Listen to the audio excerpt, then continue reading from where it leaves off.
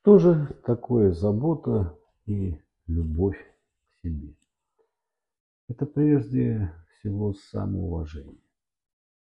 То, что носит название человеческое достоинство.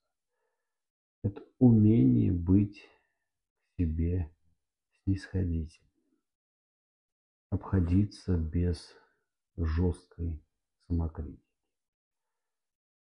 А забота – это не только забота о своем здоровье, но и забота о своем времени, времяпровождении,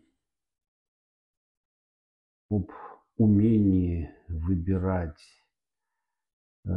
близких по духу себе людей и желание совершенствоваться, развиваться и познавать себя и окружающий мир.